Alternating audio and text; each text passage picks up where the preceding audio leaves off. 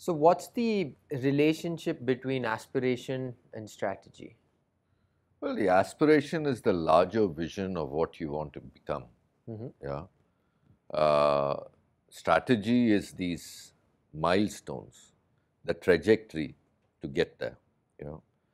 So if we want to be number two, now we're not going to become number two by just a statement of that. It needs to get converted into granular action plans. Right. Now those granular action plans, one could call, is a strategy of the company. Now, effectively, it means you need to define where you want to play, and you need to define how you're going to win in where you want to play, given the larger competitive context, your own company context, and say how, and the customer's context. Put these three together and then say, how am I going to win in this place that I've chosen to play, right?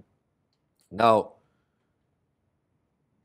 this is not rocket science. This is, if you go talk to anybody, this is probably strategy 101. You know, you pick it up, it'll say this is what you do. But I think the fundamental issue and the fundamental ingredient of a successful strategy is discriminating investments where disproportionate resources are committed to the direction you've chosen. Yeah. You know, if you want to get off and go somewhere, you've got to get off and go somewhere, right?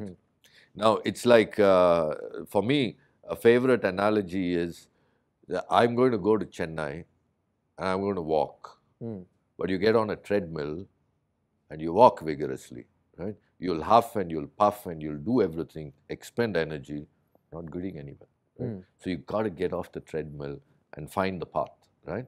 Now, that means you need to go and put your resources where it'll get you there, right?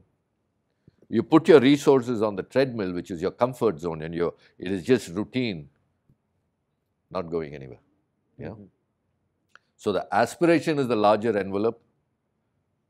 Strategy 101 tells you where to play and how to win.